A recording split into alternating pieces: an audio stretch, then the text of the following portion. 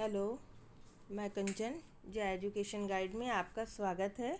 और यदि आप नए हो तो मेरे चैनल को सब्सक्राइब ज़रूर कीजिए। तो आज हम सबसे पहले हम देखते हैं कि समजात अंग से आप क्या समझते हो, समवृत्ति अंग से किसे कहते हैं, अवशोषी अंग किसे कहते हैं। तो हम इनके बारे में आज हम देखते हैं। सबसे पहले हम देखते हैं कि समजात अंग से आप क्या समझते हो। तो जंतुओं तथा जीवों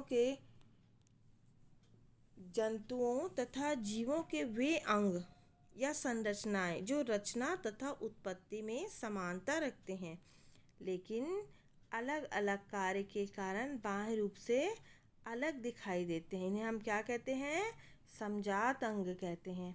इन्हें हम क्या कहते हैं, समजात अंग कहते हैं। ठीक है। तथा अंगों की यह समानता समजातता कहलाती है, होमोलॉगी। तो मेंढक के अग्रपाद, सील फिलिपर, चमगादड़ के पंख, मनुष्य के हाथ, घोड़े के अग्रपाद तथा मोर के अग्रपाद समजात अंगों के उदाहरण हैं, क्योंकि ये समान अस्थियों, ह्यूमरस, रेडियोवल्ना, कार्पल्स, मेटाकार्पल्स तथा उंगलियों के ये बने होते हैं। तो इन्हें हम क्या कहते हैं ना, ये समजात अंग। तो नेक्स्ट हम देखेंगे समवृत्ति अंग किसे कहते हैं। तो समवृत्ति अंग जो रहते हैं, जीवों के उन अंगों या संरचनाओं को जो रचना तथा उत्पत्ति में भिन्न होते हुए भी कार्य में क्या करते हैं, समानता प्रदर्शित करते हैं, हम समवृत्ति अंग कहते हैं। इस प्रकार की समानता को समवृत्तिता कहते हैं।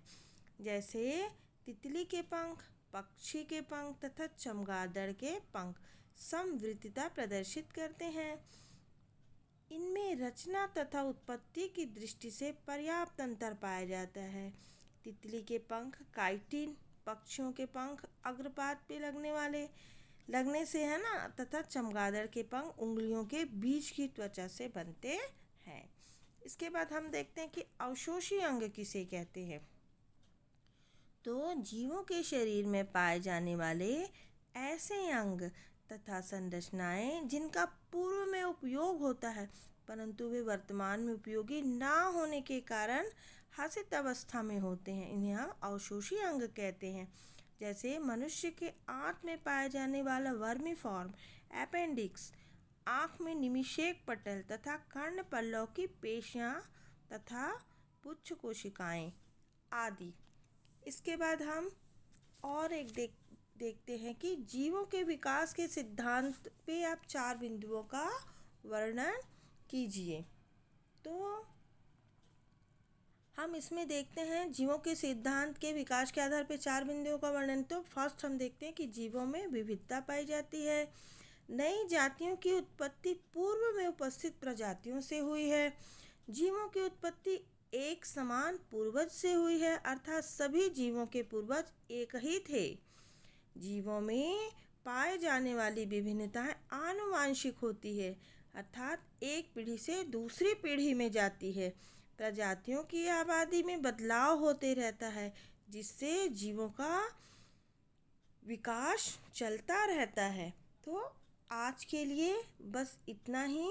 यदि आप नए हैं तो चैनल को सब्सक्राइब जरूर कीजिए। जय एजुकेशन गाइड, धन्यवाद।